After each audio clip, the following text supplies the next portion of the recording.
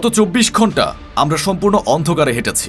একটি যুদ্ধক্ষেত্রে আমাদের সমস্ত সামরিক শক্তি নিয়োগ করার পর হঠাৎ জানতে পারি পুরো বিষয়টি ছিল একটি ভুল সংকেত।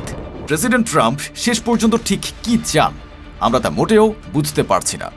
এটি কোনো সাধারণ কথা নয়, এগুলো খোদ ইসরায়েলের এক জ্যেষ্ঠ কর্মকর্তার হতাশাগ্রস্ত মনের কথা।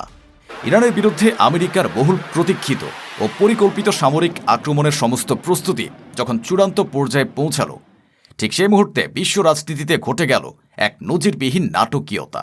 ইসরায়েলি বিমান বাহিনীর যুদ্ধ বিমানগুলোর ইঞ্জিন যখন যুদ্ধের জন্য গর্জনে কাঁপছিল, ঠিক তখনই কোনো প্রাতিষ্ঠানিক বার্তা বা হোয়াইট হাউসের ফোন কল নয়, স্রেফ প্রেসিডেন্ট ডোনাল্ড ট্রাম্পের একটি সামাজিক যোগাযোগ মাধ্যমের পোস্ট দেখে ইসরায়েলের প্রধানমন্ত্রী বেনিয়ামিন নেতানিয়াহু এবং প্রতিরক্ষা মন্ত্রী ইসরায়েল কার্জ জানতে পারলেন ইরানে মার্কিন হামলা স্থগিত করা হয়েছে। কিন্তু হঠাৎ কি এমন ঘটল? মার্কিন ও ইসরায়েলি বিমান বাহিনী যখন যুদ্ধের বোতামে আঙুল রেখেছিল, ঠিক সেই মুহূর্তে ডোনাল্ড ট্রাম্পের হাত কি আটকে দিল? কোন গোপন ভূরাজনৈতিক হিসাবের মুখোমুখি হয়ে পিছিয়ে যেতে বাধ্য হল পেন্টাগন? কেন যুক্তরাজ্য ও ইউক্রেনের মতো পরম মিত্ররাও রাতারাতি ওয়াশিংটনের হাত ছেড়ে দিয়ে তেহরানে বার্তা পাঠালো? আর সবচেয়ে বড় প্রশ্ন, কিভাবে কোনো রক্তপাত ছাড়াই মধ্যপ্রাচ্যের ময়দানে ওয়াশিংটনের কয়েক দশকের সামরিক আধিপত্যের পতন ঘটে গেল? এই সব প্রশ্নের উত্তর জানতে আমাদের সাথেই থাকুন। চলুন শুরু করা যাক। তেল আবিবের ক্ষমতার শীর্ষ মহলে আজ এক অভূতপূর্ব বিশৃঙ্খলা নেমে এসেছে, যে মার্কিন যুক্তরাষ্ট্রকে ভরসা করে ইসরায়েল পুরো মধ্যপ্রাচ্যে এক রক্তক্ষয়ী সংঘাতের ছক কষেছিল। সে ডোনাল্ড ট্রাম্পের নীতির পরিবর্তন বুঝতে ইসরায়েলি গোয়েন্দাদের ঘণ্টার পর ঘণ্টার সময় লেগে গেছে। ইসরায়েলের প্রখ্যাত গণমাধ্যম চ্যানেল 12 তাদের বিশেষ প্রতিবেদনে প্রকাশ করেছে যে ট্রাম্পের এ সিদ্ধান্তের পর ইসরায়েলি সামরিক বাহিনী তাদের সর্বাত্মক সতর্কতার মাত্রা কমাতে বাধ্য হয়েছে। গত ২৪ ঘন্টা ধরে এক অজানা আতঙ্কে পথ চলার পর তারা উপলব্ধি করছে যে ট্রাম্প পূর্ণাঙ্গ সংঘাতের চেয়ে আলোচনার টেবিলে চুক্তি করাকেই বেশি গুরুত্ব দিচ্ছেন। যে ট্রাম্পকে তারা যুদ্ধের মূল চালিকা শক্তি ভেবেছিল, সেই ট্রাম্পের এমন হঠাৎ সিদ্ধান্ত বদলে ইসরায়েলি কর্মকর্তারা মানসিকভাবে ভেঙে পড়েছেন। তারা পরিষ্কার বলছেন, ইরান যে নরম হয়েছে এমন কোনো বড় লক্ষণ তারা দেখতে পাচ্ছেন না। তাই সামরিক সংঘাতের সম্ভাবনা হয়তো পুরোপুরি শেষ হয়নি। তবে মার্কিন প্রেসিডেন্টের এই সিদ্ধান্তহীনতা তাদের চরম এক ঝুঁকির মুখে ফেলে দিয়েছে। ইসরায়েলের ভেতরের এই চরম হতাশা প্রকাশ পেয়েছে তাদের কট্টরপন্থী অর্থমন্ত্রী বেজালেল স্মোট্রিচের একটি মন্তব্যে। তিনি খোলাখুলি স্বীকার করে নিয়েছেন যে স্রেফ সামরিক যুদ্ধ চালিয়ে ইরানের বর্তমান সরকার পতন ঘটানো কখনোই সম্ভব নয়।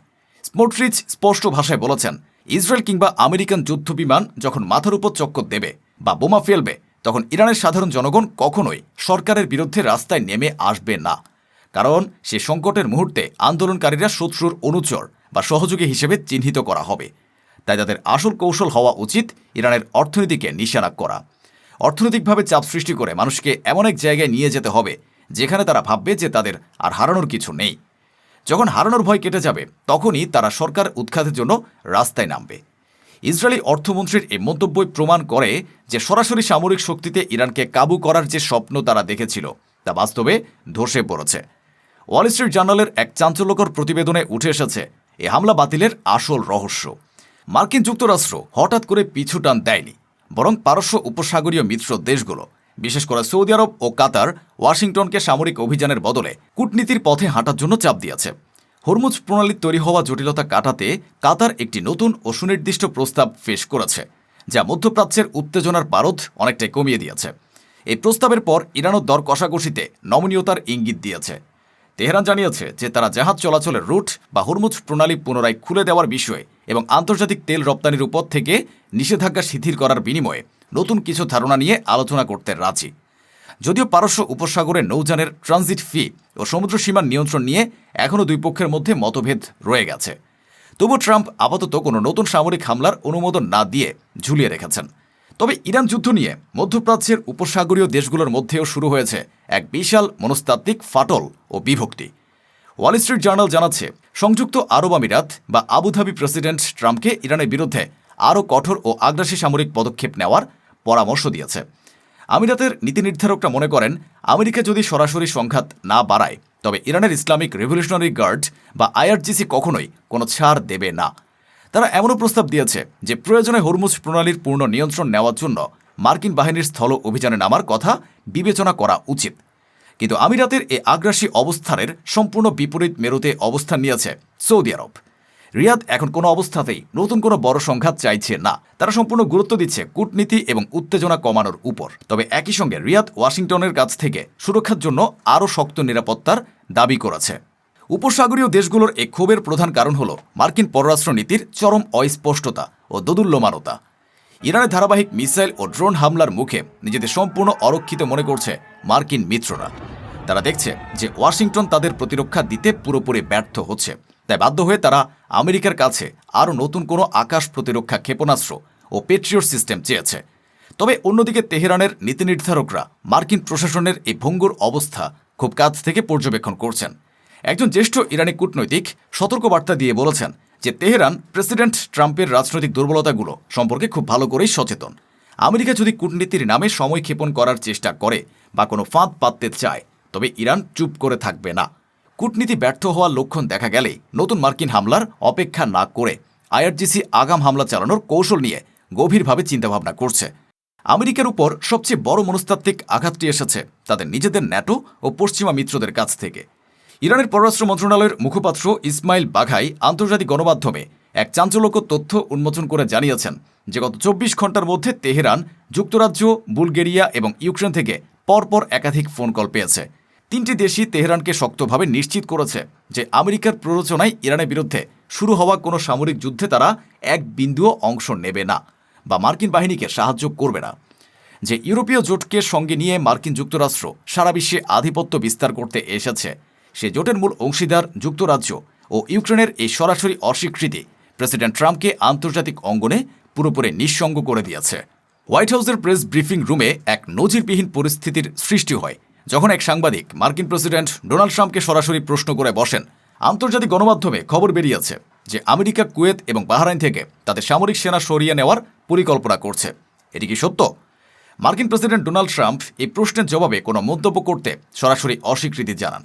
তার এই রহস্যময় নীরবতা পেন্টাগন ও আন্তর্জাতিক রাজনৈতিক বিশ্লেষকদের মধ্যে এক বিশাল ঝড়ের সৃষ্টি করেছে।